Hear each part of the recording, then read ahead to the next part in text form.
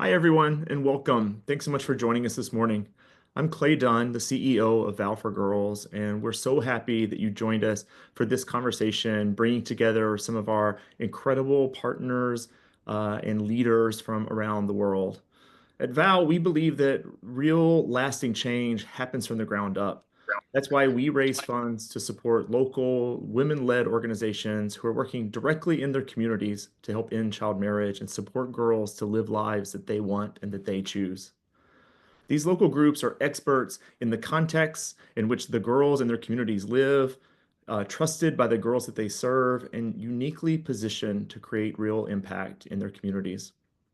We do this work in close collaboration with our sister organization, the Girls First Fund, to ensure that more resources reach the grassroots leaders who are so often overlooked and underfunded. We're honored to partner with powerful women leading grassroots efforts to end child marriage and expand opportunities for girls, the people building real, lasting change in their communities, and they're the reason that we do what we do. In fact, I'm just back from visiting with some partners in Guatemala, and I'm excited to share a bit more about what I learned in that trip a little bit later in the call. But first, let's hear directly from two of these extraordinary leaders, Hope Nankunda from Raising Teenagers Uganda and Noyona Chowdhury from Breakthrough Trust in India. We've been partnering with these organizations alongside the Girls First Fund for 6 years now. As we go into this conversation, we'd love to hear from those of you who are joining us about your questions, your comments, your reflections. Please put them through in the Q&A, and later in the conversation today, we'll have an opportunity to answer some of those questions. The Q&A function is at the bottom of your Zoom screen. As things come to mind, chat them to us. We want to hear from you. So let's get started with Hope and Noyona. Thank you both for joining us so much. It's so great to see you today. Thank you. I'm so happy to be here. Yes, wonderful, Thank wonderful. you. Let's start with our first question for Hope. Hope, you've worked with so many girls and families who navigate really complex social pressures in the communities where Raising Teenagers Uganda works. What's one story that stands out to you or a moment that reminds you of why this work matters so deeply? Thank you so much, Clay. I think one specific story that really stands out for me is for this girl. I'll call her Aisha, who we supported to resume school after she had given birth. So during the lockdown, the government of Uganda actually allowed pregnant girls to resume school after seeing how so many girls had become victims of teenage pregnancy and child marriage as a result of staying home for a long time. But putting this in perspective wasn't easy for so many organizations. And I really wanted to see how it would work. So I had to get on the grassroots myself. So I want to share about this Aisha who gave birth. And as soon as she did, and was home and stuck and didn't know that, because normally pregnancy means end of education for so many girls.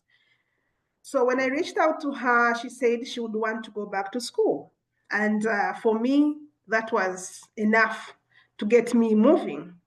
So getting a pregnant girl, a girl who has given birth to go back to school is not just about walking with her to a classroom.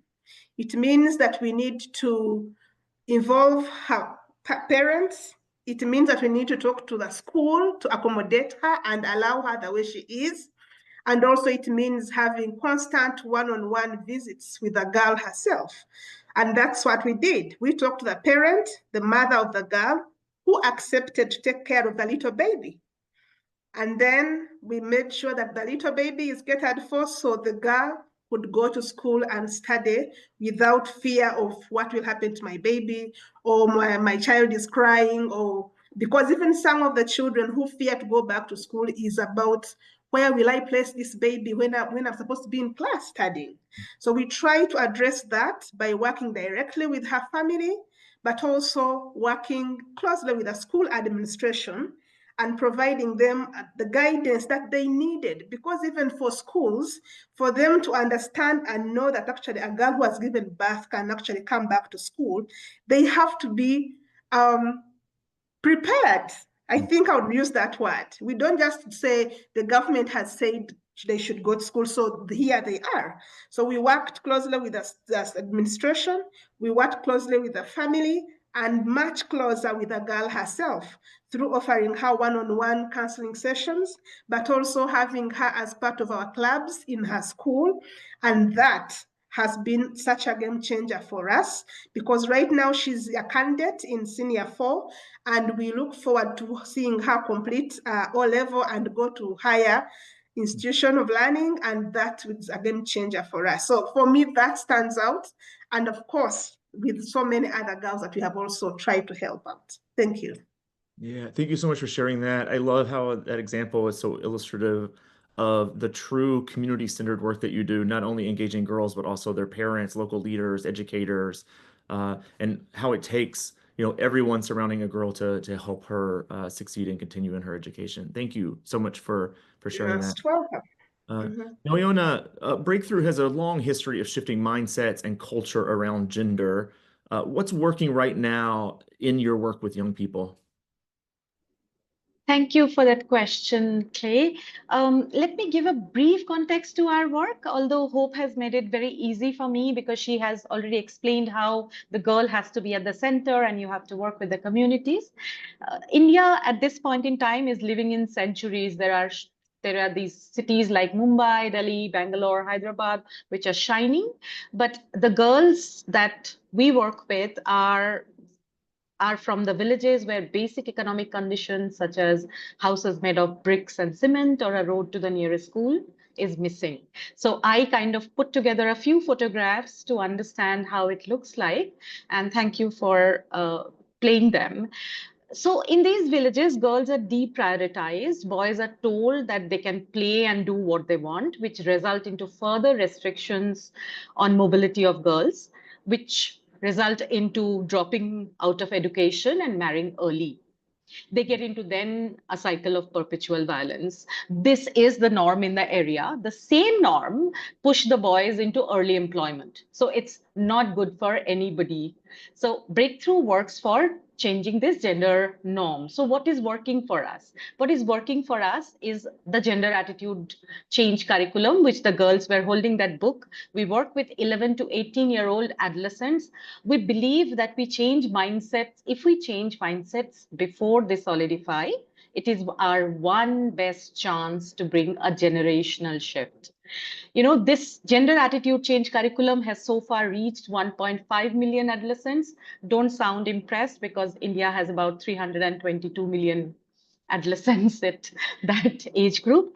And we have research to prove that when adolescents go through this curriculum, their attitude changes and these stick even when breakthrough is not there in the vicinity. It really works. Boys like Sunny feels it is okay to cook at home, and girls like Pratibha, who's standing here, she gets to continue her study without restrictions. That's one thing. The other thing that we work through a method which we call culture to change culture. We use popular tunes, mediums such as theater that are popular in particular areas, make animation films, create songs with young people on their everyday realities and the challenges they face, and we work through these two with our messaging. We try to bring boys and girls to come together in gender segregated societies and work together towards making their villages better. They see each other beyond the gender dimensions.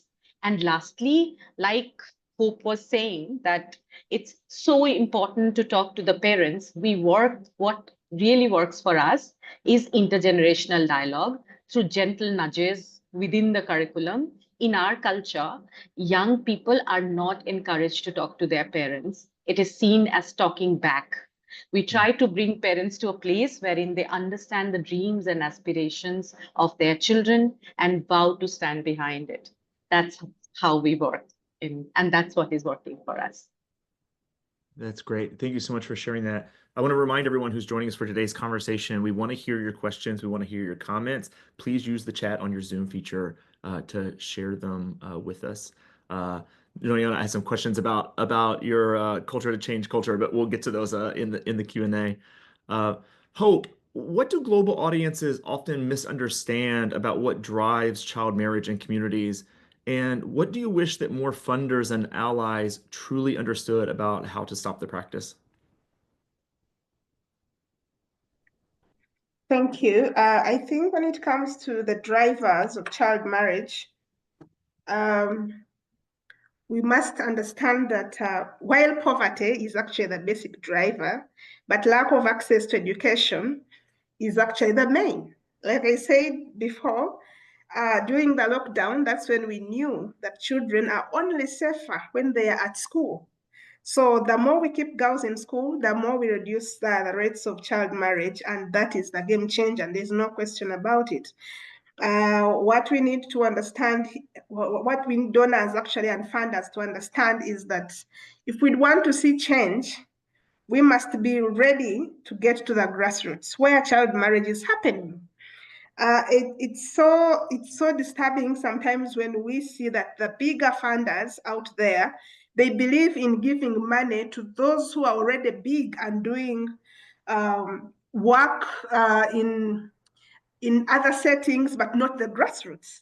That is so challenging for us, because if we really want to address issues of child marriage and we keep seeing these statistics coming in, growing up daily, then we must channel this money down to the grassroots. And that's why I want to appreciate Vow for Girls, because they have been intentional right from the start. All the success stories we share is because they trusted grassroots organizations. They believed in us. They've walked a journey of supporting us to grow to what we have become today.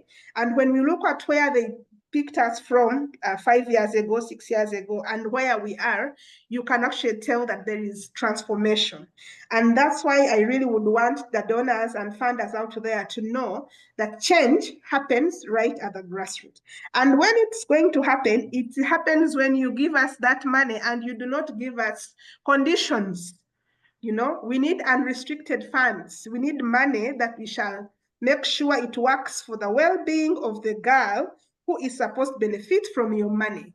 Some of the funders will send money and they only want to see photos of people in the boardrooms, in AC, driving big cars in the community. But those are not solutions that we want to see. If we want to see change, we must go direct down where the girl is and support her. Let me give you an example. The success story I shared, sometimes we come in and pay school fees for that girl, for example. If we are not receiving unrestricted funding from Vow for Girls and Girls First Fund, would be stuck. You have money in your account, but you can't even pay for this girl to access education, yet the money is on the account. So we want donors to understand that giving money to grassroots organizations to do the work also comes with trusting them, trusting us that we know what works on the ground, and giving us a benefit of doubt that actually we can bring these results to you and you'll see them with your eyes. So if a girl is lacking scholastic materials and I cannot buy her the books because the money is meant for some particular advocacy meeting in a particular hotel, then we are not seeing solutions there. We also want to understand that if any big funder out there that stands out and says they are funding adolescent girls, and they have never seen that money go direct to a school where adolescent girls go, then it means that your funding is still in the air. You're not yet seeing what actually you are funding. And therefore, if you want to see change, let the girls who are on the grassroots be the direct beneficiary of your funding. And let's also trust grassroots organizations with long-term funding. You know, because you find us small, you come with a pilot project, and then you say, I'm doing a pilot project for 1 year, and then you run away. But all the things that we'd want to do can't be done in 1 year. So if you see change happening, for example, at Raising Teenagers, it is because Girls First Fund and Vow for Girls have walked a journey of community transformation with us for 5 years, and they are not about to stop. So when they want to see change, they will actually see it because they have trusted us with long-term funding. And that is what helps to make a difference. And if everyone and every donor can appreciate this detail, I can tell you that we can make child marriage part of history. Thank you. Thank you. Thank you so much for sharing that. As we all know, change like this really takes time, right? That's why we're committed on this journey with you. Noyona, things in our world are changing all the time. There are more emerging global challenges by the day, political shifts, economic instability, shifts in international aid. How do you see these global challenges and changes impacting girls in the communities that you serve? And how's your team needing to adapt over time to meet these challenges?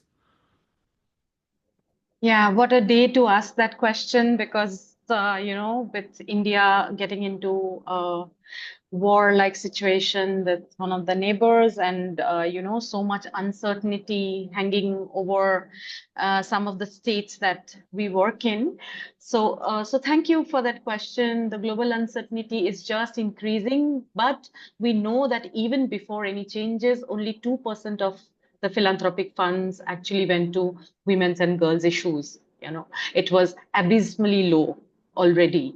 At Breakthrough, we often struggle with creating role models for our girls in the community, as not even one of them had reached higher education. That's where we started working.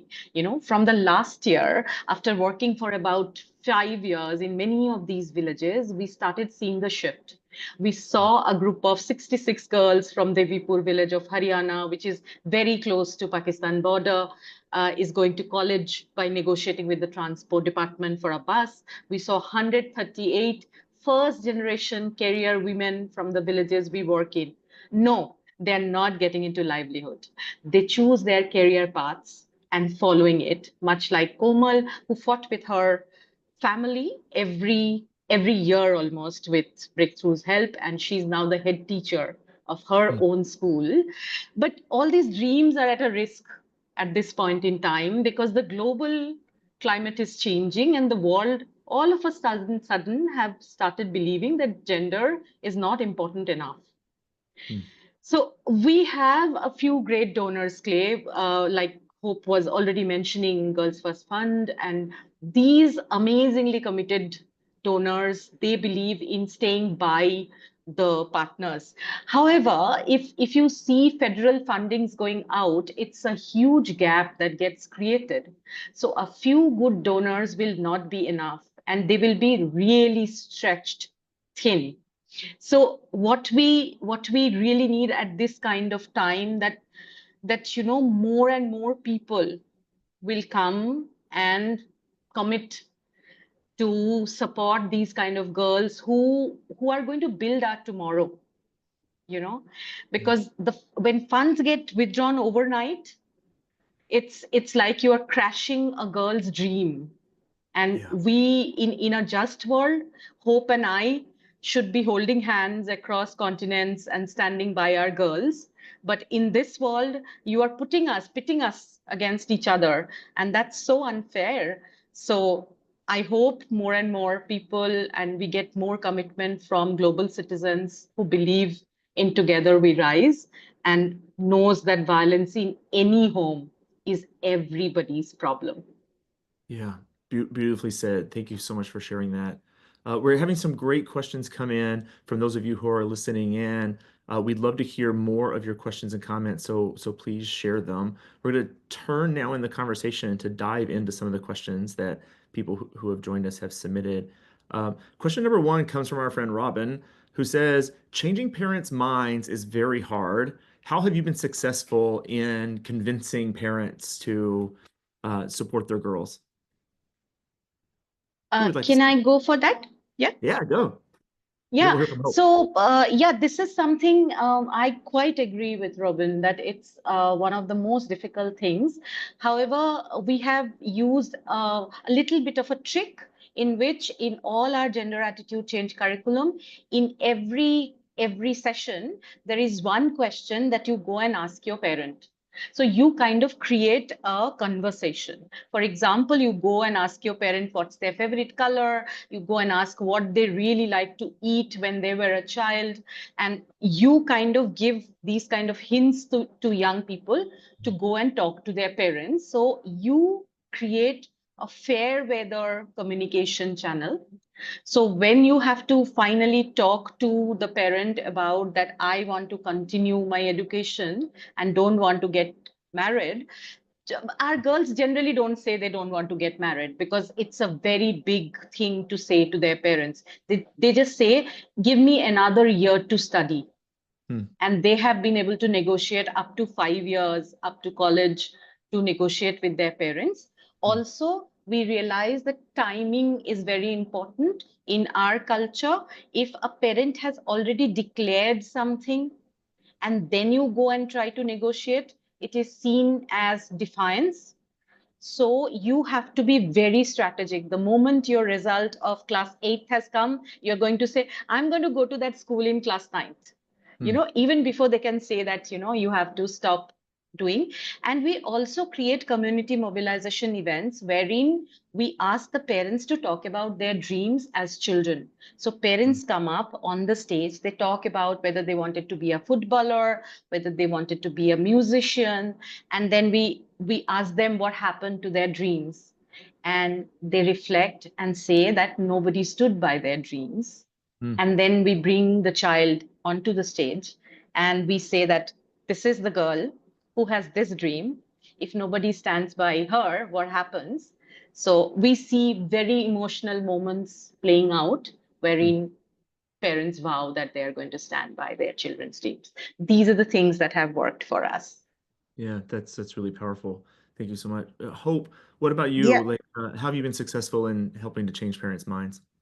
Yeah, thank you so much. And I really, really appreciate Diana for sharing those techniques that she uses, because we also use some of those, and I think it's really working. But I think also what stands out for us is that we appreciate that some parents actually have challenges themselves. They have challenges raising these children. The reason why we went to work with teenagers is because also the technical way that they kind of bring to the home, like there's a way they change behavior, and you want to teach this parent that actually you can be patient with your own child. So we do parenting dialogues where we emphasize positive parenting practices. Look out for the positive, and believe that what you couldn't achieve, actually your child can achieve it for you, and they can actually change your story in a matter of years. And I have not forgotten one mother who came to us after working with them for about 2 years, and she just said, thank you for teaching me how to talk to my daughter. Now, for us, we didn't know that parents don't know how to talk to their children. So because we do all these programs, we have the parenting guidelines set out by the Ministry of Gender. So we also pass them on to the parents and the communities. We are also helping to teach the parents how to parent their own children. So some of those who marry off their children, it's not because it's really a do or die, but it's because nobody has come to them to actually educate them about the benefits of keeping these girls in school until they complete. And sometimes when they are sensitized and taught and encouraged, they come back and say, thank you for telling us this information, because nobody has ever told us. So that is why if we want to empower girls, we can't leave their families behind. It must be, they two must go together. You must empower the parents and the girls as well. Thank you. That's wonderful. Thanks so much for sharing that. Another question that we had submitted is, I've read a lot about climate change impacting child marriage around the world. Do you see the effects of climate change impacting child marriage in your communities, and what does that really mean and look like? Hope, would you like to go?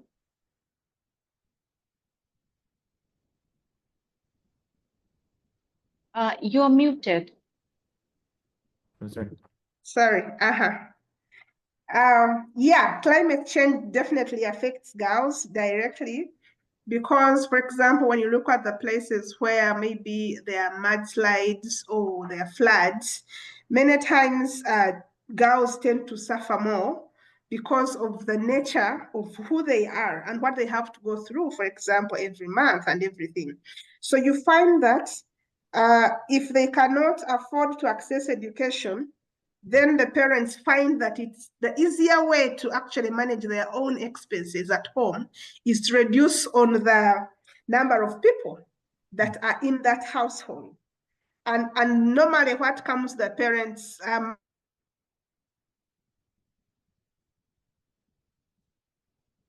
Oh, I think we're maybe held up there for a moment.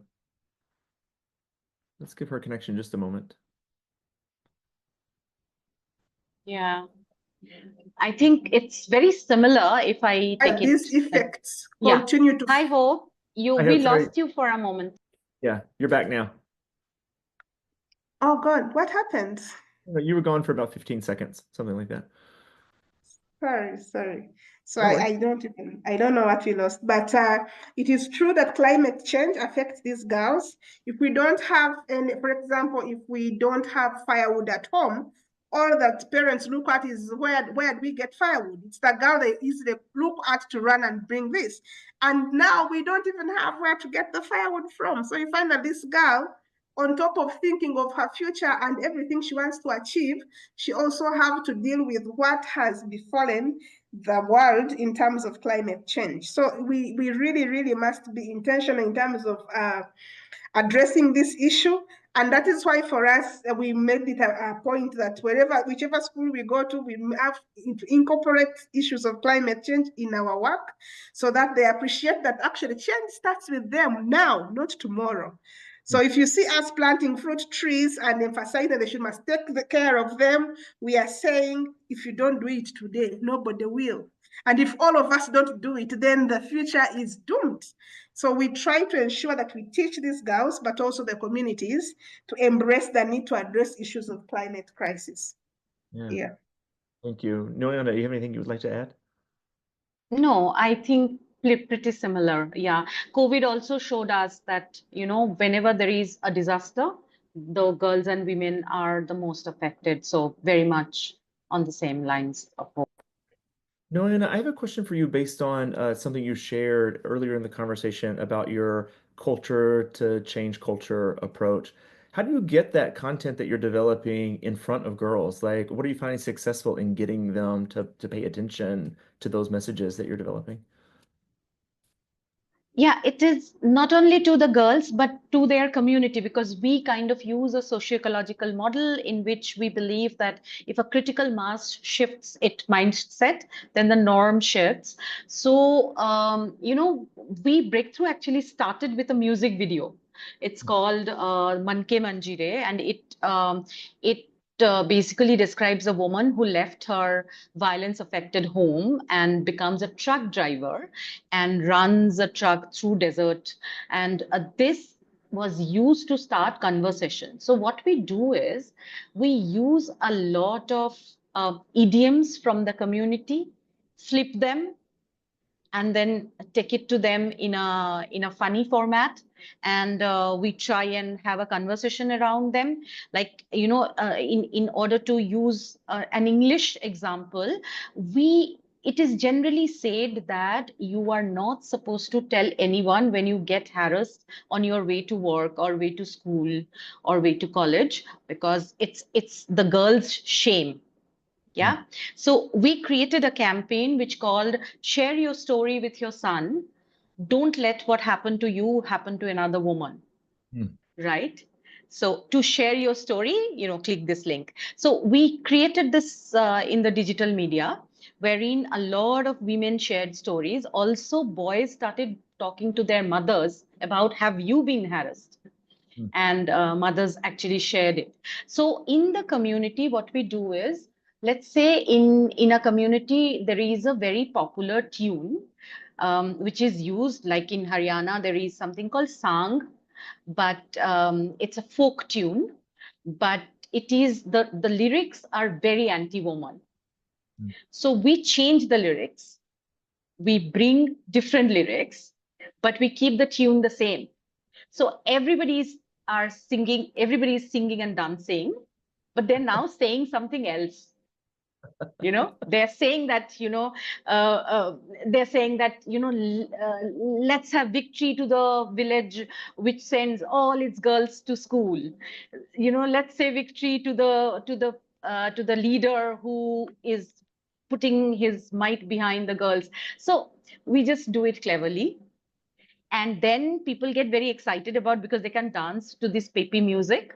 So they Yeah. take those from us in smaller CDs or the drives, pen drives, and these play in the community weddings and in community events. So it's just that you flip the message and use the culture to change culture. Yeah.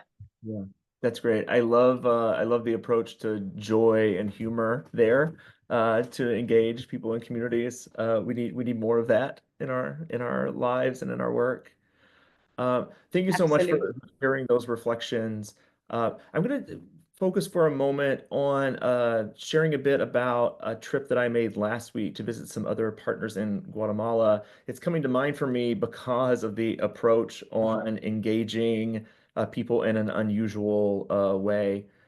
So last week I had the opportunity with Fanta, who runs the Girls First Fund, and with Mabel, who's the founder of VOW, to visit some of our partners in Guatemala.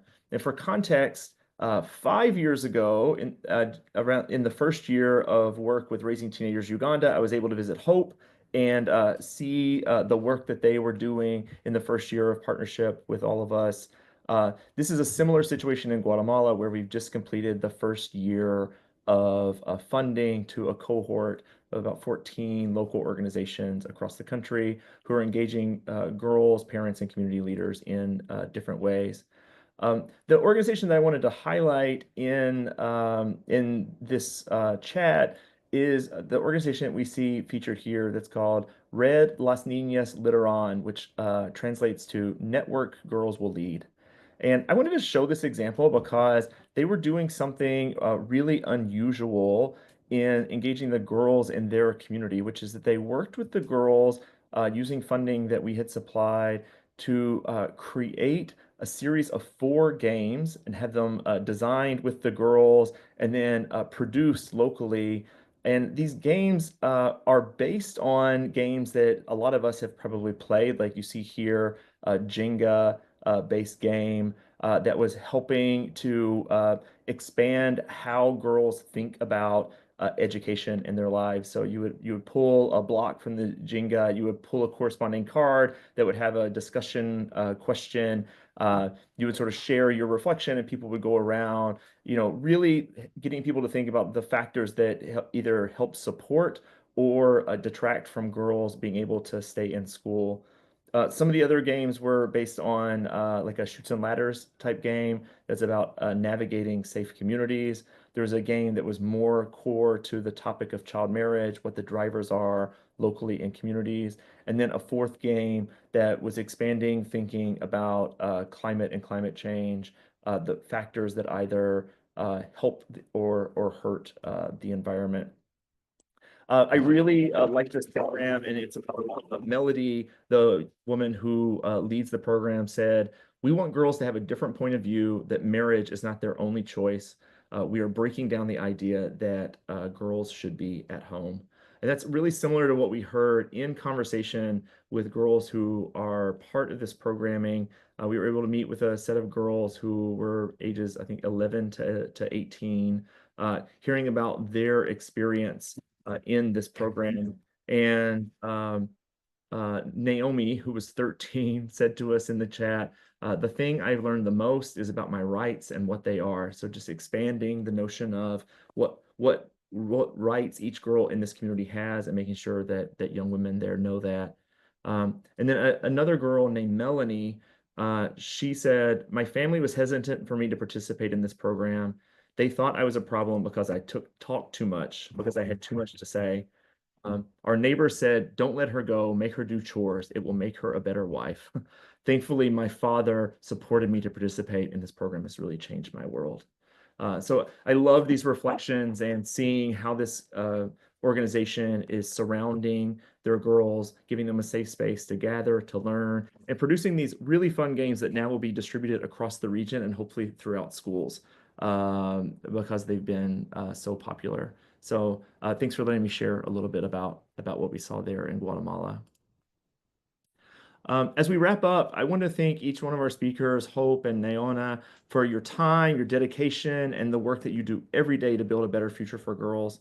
Your work inspires me every day, and what you've shared is so powerful. It reminds us that change comes from women and girls who know what their communities need and who are leading the way in that.